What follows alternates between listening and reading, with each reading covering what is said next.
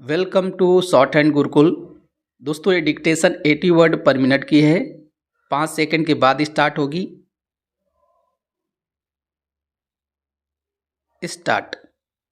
अध्यक्ष महोदय, मैं आपका आभारी हूँ कि आपने मुझे बोलने का अवसर दिया। इस देश के वर्तमान भारी संकट के समय में और विशेष रूप से उस समय जबकि हम लड़ाई से अभी निवृत्त हुए हैं और आकाश में लड़ाई के बादल दूसरी तरफ से आने शुरू हुए हैं।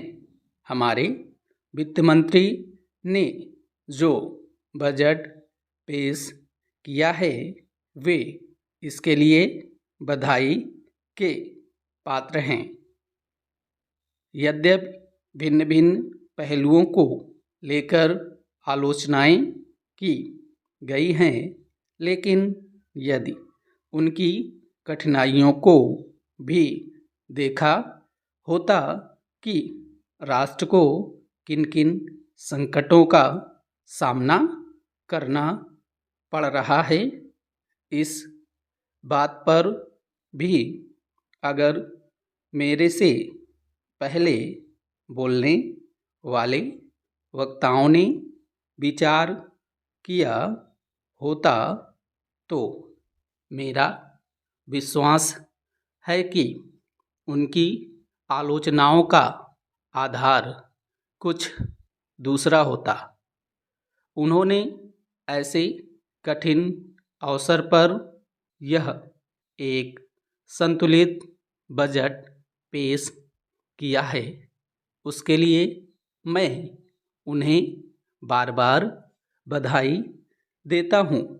लेकिन साथ ही साथ मैं अपना यह कर्तव्य समझता हूँ कि कुछ ऐसे विचार भी उनके सामने प्रस्तुत करूं जिससे उनकी कठिनाइयाँ कुछ हल हो जाएं। उदाहरण के रूप में विगत 2 वर्षों में लेखा जोखा कमेटी में बैठने के समय मुझे ऐसा अनुभव हुआ है कि इस देश में 2-3 प्रकार की त्रुटियां मौजूद हैं, जिनको दूर करने के लिए, जिनकी जांच करने के लिए यदि कोई एक कमेटी या आयोग बिठा दिया जाए तो राष्ट्र को, राष्ट्र की सरकार को, राष्ट्र के विकास कार्यों को और राष्ट्र की रक्षा व्यवस्था के लिए करोड़ों नहीं अरबों की व्यवस्था फौरन हो सकती है। केवल शासन को जागरूक होकर कुछ कदम उठाने की आवश्यकता है। अभी कुछ छिपे हुए धन का जिक्र किया गया। सरकार ने भी समय समय पर ऐसा आभास दिया है कि इस देश में लगभग 30,000 करोड़ रुपए का छिपा धन मौजूद है। स्वयं मैं समझ नहीं पाता हूँ कि जब सरकार ऐसा अनुभव करती है तो इसकी व्यवस्था करने में उसको दिक्कत क्या आ रही है। ऐसा मालूम होता है कि कहीं इच्छा शक्ति की कमी है। भारत की इस सरकार ने अपनी शक्ति का ठीक से उपयोग करके उस दुश्मन के दांत खट्टे किए जिसके की ऊपर विश्व की शक्तिशाली और इंग्लैंड जैसी शक्तियों का अटूट सहारा था और जिसको कि उन्होंने हमारे विरुद्ध उकसाकर खड़ा किया था और अपना पूर्ण सहयोग दिया था। अध्यक्ष महोदय, मानव संसाधन विकास मंत्रालय की मांगों के संबंध में बोलने के लिए मैं खड़ा हुआ हूँ।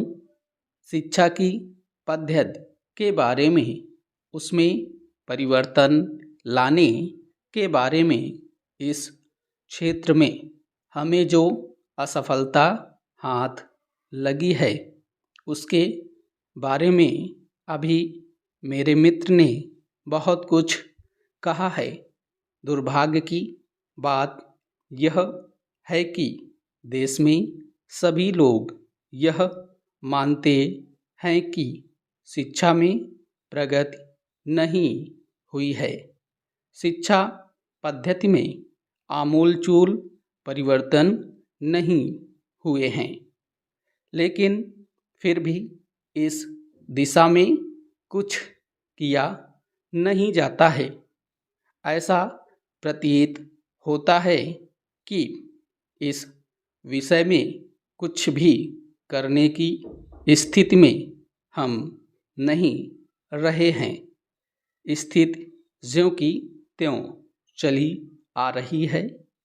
इतना होने पर भी शिक्षा की मद पर होने वाला जो खर्च है और जो उसके लिए धनराशि आवंटित की गई है वह भी बहुत थोड़ी है।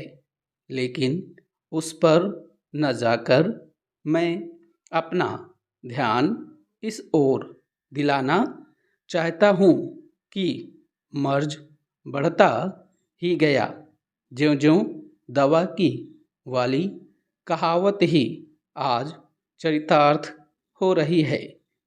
जितने ज़्यादा आयोग और समितियां बैठी और जितनी ज़्यादा शिक्षा पद्धति के बारे में छानबीन की गई, उतनी ही ज़्यादा बीमारी बढ़ती गई। बीमारी का इलाज न होकर और भी खराबियां पैदा होती गईं। अभी मेरे मित्र ने माननीय मंत्री का ध्यान एक रिपोर्ट की तरफ दिलाया था। इस तरह की बहुत सी रिपोर्टें हैं। अभी सदस्य महोदय भी एक रिपोर्ट का जिक्र कर रहे थे। रिपोर्ट तो बहुत सी प्रस्तुत हुई हैं, लेकिन मंत्रालय ने उस पर कभी कार्यान्वयन करने की दिशा में कोई कदम नहीं उठाया। अपनी इस हालत को उन्होंने इसी सदन में स्वयं स्वीकार किया है। अपनी विवशता को उन्होंने स्वयं यहाँ प्रकट किया है। इस विषय पर और अधिक न कहकर मैं आज के दिन मानव संसाधन विकास मंत्रालय का ध्यान दो विशेष विषयों की तरफ दिलाना चाहता हूँ। पहली बात तो मैं हिंदी के बारे में कहना चाहता हूँ। मंत्रालय का काम हिंदी का प्रसार और प्रचार करना है। हिंदी हमारे देश की राष्ट्रभाषा है। संविधान ने उसको राष्ट्रभाषा का स्थान दिया है, लेकिन हिंदी को वह स्थान अभी तक भी ठीक से प्राप्त नहीं हुआ है। इसके कई कारण हो सकते हैं। एक कारण हिंदी प्रेमियों का अधिक उत्साह हो सकता है। दूसरा, दलगत राजनीति से प्रभावित होकर राजनेताओं का भाषा के बारे में अपनाया गया दृष्टिकोण हो सकता है। स्टॉप।